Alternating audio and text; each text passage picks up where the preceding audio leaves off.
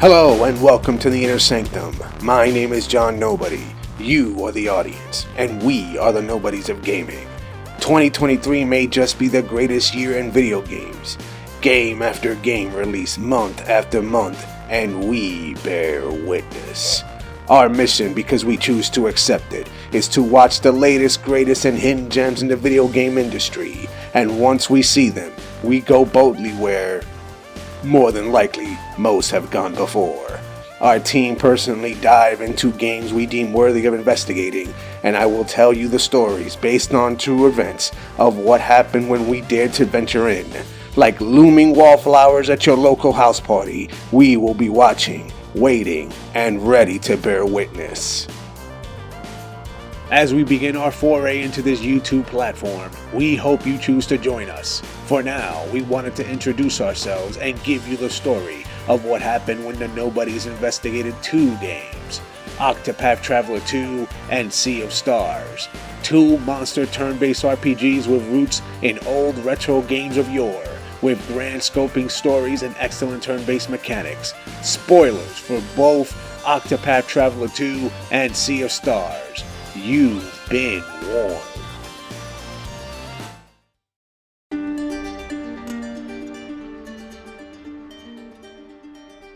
This being our first video on YouTube, the story of how our research team investigated Octopath Traveler 2 begins at another game, Final Fantasy XVI. Our intention was to dive into Valistia and bring you the dirty deets about the Square Enix release.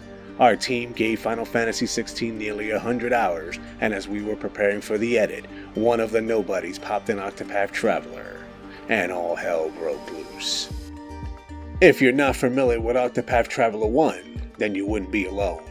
Of our 5-man team of wretched nobodies, only one of us have ever had any time with the game. However, he had only spent an hour with the game and quickly was distracted by the barrage of games that came out at the time. Red Dead Redemption 2, Monster Hunter World, Super Smash Bros. Ultimate, just to name a few. And so Octopath Traveler fell by the wayside and became buried in our backlog. This year, on the release date of Octopath Traveler 2, history nearly repeated itself with the release of Hogwarts Legacy, Metroid Prime Remastered, Atomic Heart, and the overhyped release of Destiny 2 Lightfall. We're not proud of that fact, but we do dabble in Destiny. Again, another Octopath has gone unexamined, unscrutinized, and overlooked by our crack team. However, even in the year of 2023, a small window appeared, just after our 100-hour journey in Final Fantasy XVI. I personally happened onto a copy of Octopath Traveler 2. With all of my work and voiceover completed, I popped that disc into my newly minted PS5, and what I found was one of the most beautiful, most engaging, and most well-constructed narratives in a turn-based RPG I had ever seen.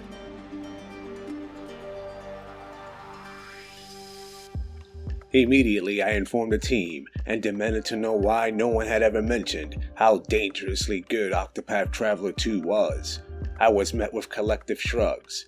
I sent a copy over to our RPG team and told them we needed a playthrough stat. The result was one of the greatest experiences any of us had ever had the privilege to witness. After we completed Octopath 2, we were again blown away by Sea of Stars. After watching an ice monster DJ a monster dance party on Glacial Peak, we were inspired to make this our first video. Before we dive into our findings on Octopath Traveler 2, remember to like and subscribe to keep a bunch of nobodies off the mean streets and safely exposing some of the best games in the industry. Now that we've debased ourselves for the algorithm, this is a short and sweet story of what happened in Octopath Traveler 2 and Sea of Stars. I was the first to venture into Octopath 2, but I had our team restart from the beginning and pick the first of our 8 protagonists to start our adventure.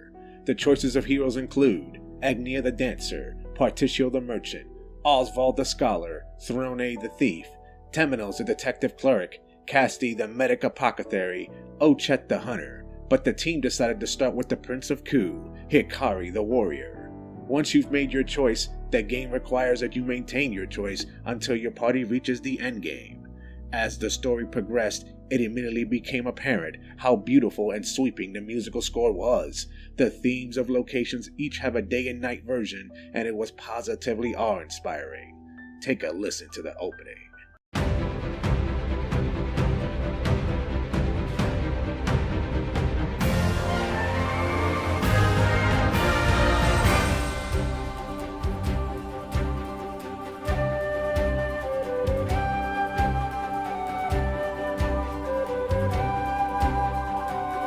And now, the nighttime version.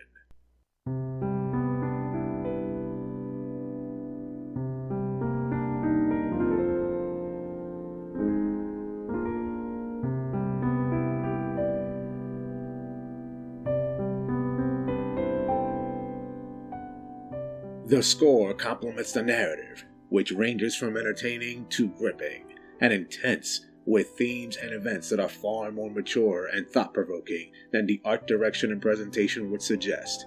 Murder, oppression, betrayal, the weight of responsibility, and surprisingly, even ethical and responsible capitalism. Color us surprised.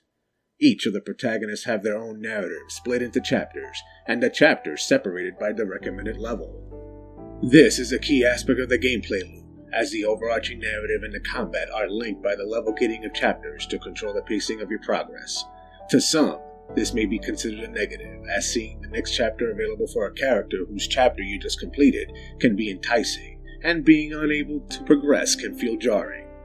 Upon further discussion, our team feels that this may be a necessary evil, as the tendency to tunnel vision onto your favorite characters and formations is strong, and will have you ignoring characters you put little to no time in.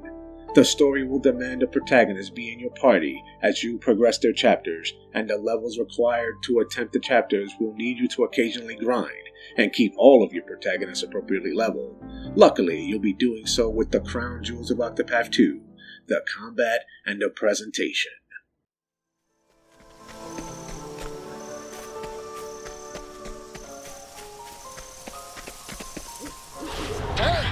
Before I begin to describe the combat, I first have to speak on the presentation, as it is unique. Perhaps not in the way you think, though. There have been many beautiful turn-based RPGs with striking pixel art. However, Octopath Traveler 2 excels in making you feel as if you are in a living storybook.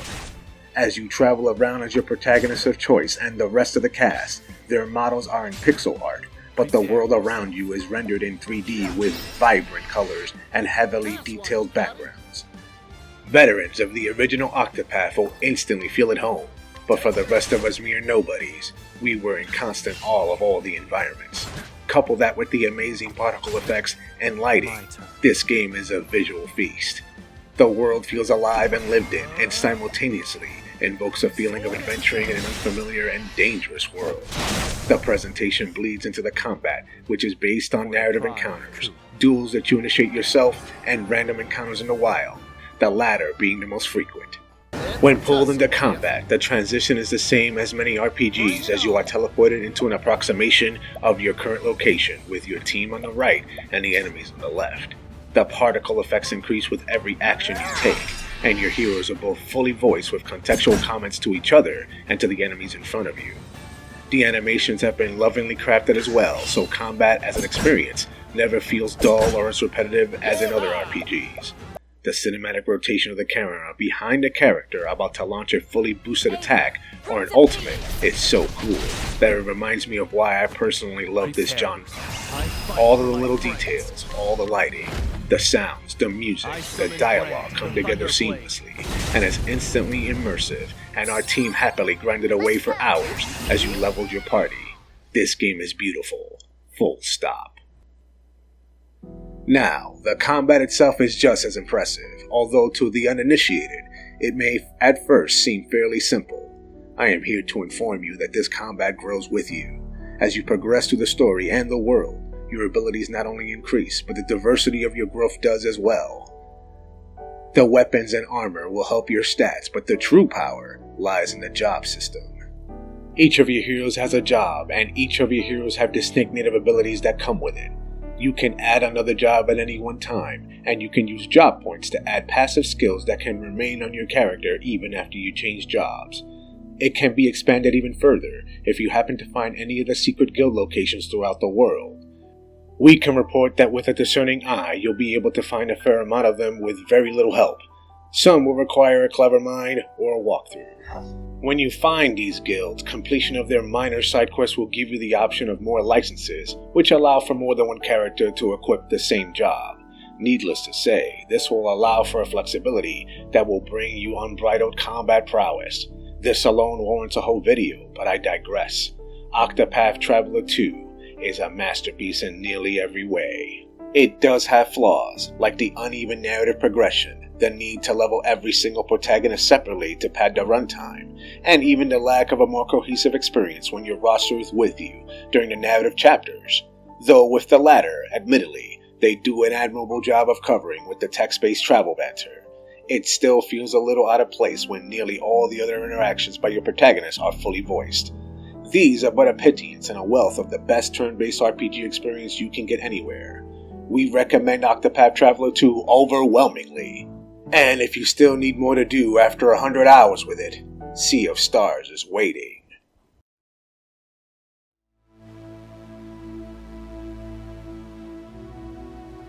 We here at the Nobodies have been bracing ourselves for the current onslaught of games coming in September 2023, and as we finish Octopath 2, a small window opened up allowing us to fully embrace Sea of Stars. This is a love letter to any of you that enjoyed the RPG classic Chrono Trigger. Square Enix had been receiving calls to remake the critically lauded classic, but mostly it had fallen on deaf ears. The closest they ever came to easing the fever of a Chrono Trigger game was the release of Chrono Cross Radical Dreamers. Now, the Nobodies absolutely approve of Chrono Cross as it is a spiritual sequel to Chrono Trigger, but the presentation and the gameplay are very different. If you're looking for the isometric handcrafted, turn-based goodness, Sea of Stars is here to give you what you want. And of course, after seeing the trailers, the Nobodies had to be there to bear witness to the second coming of an RPG cult classic. In the interest of preserving the magic of the narrative, we're going to recommend you actually go and play the game. Not only does Team Sabotage deserve the purchase, the narrative is closely tied to every system in every corner of this game. The game starts with a mysterious narrator that introduces your heroes and the adventure they will embark on. The art design is both deeply inspired by Chrono Trigger while simultaneously carving an identity of its own. The progression is driven mostly by the narrative until later in the game. Everything from battling to collecting items to the battles with random enemies exudes a personality and an identity that will immerse you in its world. As of the recording of this video, we are currently playing Sea of Stars, and we are 30 hours in. Every moment has been amazing, an exciting experience, and a beautiful homage to one of the greatest and most influential games ever made in the RPG genre. This game is perfect. It is not the most perfect game. It is not the best RPG ever made. It is the perfect version of what it is. In my opinion, there are no flaws in this game, and I suspect that the reason for this is that Team Sabotage spent enormous amounts of time and energy handcrafting every portion of this game. We have very little to add, except we fully recommend this to anyone that loves a turn-based RPG. An RPG that will remind them why you love the genre in the first place. If you don't believe me, go and see for yourselves.